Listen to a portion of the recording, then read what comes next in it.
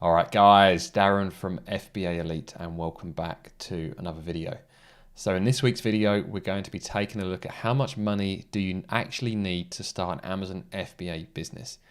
Now, I've done this every year since I started my business a few years ago, but this year we're going to do things a bit differently, and we're going to look at the absolute bare minimum you need to start an Amazon FBA business.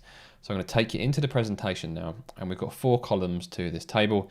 The first is the actual expenditure, so what's the cost item, then whether it's essential or not, so this is the bare minimum column, then have the recommended, so the bits that I'd recommend you go for despite the fact you can do it cheaper, and finally some additional notes that hopefully you guys will find helpful. So up first we have actually forming your business. So if you decide to go the sole trader route, that won't cost you a penny. All you need to do is register for self-assessment. So that is the essential option. At a minimum, you'll go the sole trader route. I would recommend going the limited company route. That offers additional protections and also additional possibilities for tax efficiencies, shall we say. So you can form your limited company directly with Companies House, and that will cost you around £12. Up next, we have your bank account. So there are some providers that offer a business bank account completely free. For example, you have Starlin, I think Monzo, Revolut, and there are some others. All I would say is whoever you go with, jump onto Google first, just pop in the name of the bank, for example, Starlin, and then Amazon FBA, and see if anyone has had any issues using that bank with Amazon FBA. As sometimes Amazon can be a bit funny with different banks and also with different cards. Generally, most of the issues people will have is either with their charge card, so you have to register a payment card with Amazon when you sign up. So some of these banks, for example, might offer a prepaid card, and Amazon don't accept that. So when you use that card, Amazon have issues. And also Amazon can be funny about who they actually pay out to. So you have to check your bank is supported by Amazon. Amazon should disperse to most banks. You shouldn't have an issue, but still it's worth doing that search. Combine the bank name with Amazon FBA, pop it into Google and see what experiences other people have had. Now you can actually pay a monthly fee for your business bank account. I'm currently with HSBC as I was with them with my personal account. But if I was doing it again, I wouldn't use one of the mainstream providers. I would go with some of these digital banks like Revolut, Starlin, Monzo, etc. But you can pay extra for that, and sometimes those features might save you money in the long run. For example, they might get better exchange rates on foreign transfers, which are essential if you're paying suppliers in China. So see what features they offer for the additional money and see whether it's worth paying that monthly fee or not. You then have the type of seller account you have with Amazon. So there are 2 plans to choose from. You have the professional plan and the individual plan. Now, as an essential item, I'm saying you need to go for the professional plan, as the individual plan doesn't allow PPC. Now, if you're launching a private label product on Amazon, you need to have PPC or you're never going to get that product off the ground. So that's why I put it there as £30 a month. Now, if you do really want to save some money, you can sign up as an individual plan and then upgrade to a professional plan when you actually start selling. So you could save yourselves 2 to 3 months worth of subscription fees by going down that route instead. So that is one thing that is worth considering. Up next, we have a trademark application. Now, this is 0 in the essential column, but for me, it is very close to being essential. There is so much goes on Amazon with regards to bad tactics from other sellers that the trademark is one of the things that can offer you additional protection, as it allows you to get into the Amazon brand registry. And for me, that is basically essential for all new sellers. So in the UK, a trademark application will cost you £170, and that includes 1 class. But if you're using that brand name throughout Amazon, that 1 class will probably cover you for multiple products, even if those products don't fall directly in the class that you've actually registered with the trademark people. So although I've got it at 0, I would seriously consider investing in a trademark as soon as you know what your brand name is going to be on Amazon. Up next, we have the logo design. Now, if you're comfortable in Photoshop, you might want to do this yourself and you could do it for free. But I'm presuming most people won't be that comfortable, so I've put there as £25 in the essential column. That will probably get you between 1 to 3 designs on a site like Fiverr.com, or if you want to get a few more designs, spend £50 and get a few more designs from either the same designer or from a couple of different designers. We then have packaging and inserts. So again, if you're quite comfortable designing your own stuff, I'd say it's more okay to design your own insert, as your insert is more about the content, whereas your logo is very much about branding. So that is much more important. That's why I'm happy to encourage people to pay for that. Whereas doing your own insert, if you get the content right, can still be very, very powerful. And packaging, quite often suppliers will have different packaging options that are included for free. So just ask your supplier what packaging options they offer. As quite often it's just a case of popping your logo on their existing packaging. If you do want to do something more advanced, you can go back onto somewhere like Fiverr.com, find a designer and get your own packaging mocked up. You then have a training course. So this isn't something I offered in previous years, but I launched this last week. So if you do want to consider an Amazon FBA training course, it is not essential. That's why I've got it as 0 in the essential column.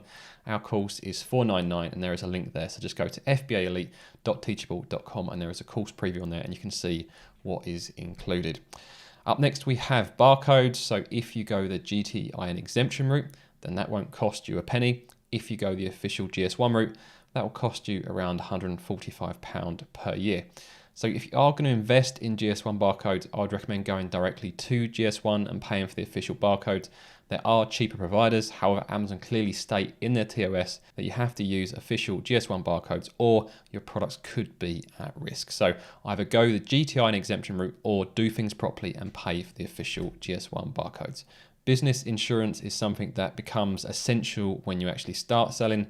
So there's not much benefit to having business insurance from day one, but when you actually start selling and people are physically getting your product, that's when you want insurance. As if someone manages to hurt themselves or someone else with your product, then you want protection. So mine cost me around £400 per year. If you're selling on .com in the US, that will probably be higher, but in the UK, around £400 per year is the sort of figure you should be looking to pay. The same applies to accountancy. You don't need that day one. When you do sign up, it will probably cost you around £1,000, maybe a bit more per year. So that's why I put there as £100 per month when you do sign up.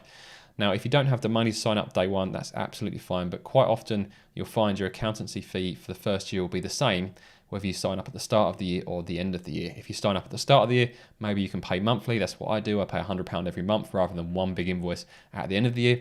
But in my first year of trading, I didn't get an accountant until the end of the year and I paid them in one lump sum. So the overall cost will be the same. It's just helping you to manage your cash flow by delaying signing up until the end of that first year. To help with your accountancy, you'll probably want a piece of software like Link My Books, which actually connects Amazon to the accounting software that you're using. So our accountancy software is Xero, and a lot of people use Xero or QuickBooks or something like that. And Link My Books is the middleman that converts Amazon's data into usable data for those platforms. So like I put there, Amazon's reports can be confusing. So you don't necessarily need Link My Books day one, but you'll certainly need some piece of connecting software when you get to the point where you actually start doing your accountancy properly. Next up, we have domain names and emails. So you don't need these, but they are nice to have. So it's Xero in the essential column. If you do buy a domain name, it will probably cost you between £10 to £20 per year, depending on if you're buying a .co.uk or a .com. I personally use Fasthost, as they're quite cheap and I've used them for many years. I don't actually use their email service. Instead, what I do is I buy the domain name and then set up a free email folder to go to my Gmail address. So for example, you might have contact at yourcompanyname.co.uk or maybe sales at yourcompanyname.com. You can set up your own folder and direct it to your email address. So you might have a Gmail address that you already use and you can get it sent straight to that instead. We then have Helium 10, which I believe is the best tool suite available for Amazon FBA sellers. So I've put that in the essential column, but the good news is it is free. You get up to 50 uses of X-Ray, which is the sales estimator tool. So definitely check that out. And then when you do start selling properly, I would definitely recommend actually signing up. And if you do sign up, there is a discount code there. FBA Elite 50 will save you 50% off your first month subscription to Helium 10. Or if you plan to use it for the long term, use FBA Elite 10 and that will save you 10% every month and not just 50% in the first month, which that one does. We then have the actual product cost. So I've put in brackets there the landed cost. So to keep this video as simple as possible, let's just assume your landed cost includes customs, VAT and your freight forwarder charges. So all of your shipping, everything is included there as part of your landed cost. It just makes things easier for the purposes of this video. So if we're doing this on the assumption that you're picking quite a cheap product that doesn't have very high sales at all. So let's say, for example, you're going to be selling a product for between £10 and £15 and your monthly sales goals are 100 units per month.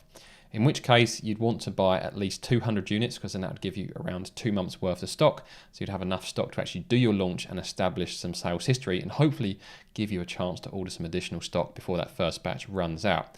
Now in the recommended column, I've actually got assign a budget for 2 batches of stock. So we want to try to avoid the position where you've got a product that's been successful, but you can't afford to actually order another batch of stock. So quite often we see people launch a product, but until those products have sold through and they get their money back, they can't afford to actually order that second batch. So try to always budget for 2 batches, and that's why I've got that in the recommended column as twice the amount as what we've got in the essential column.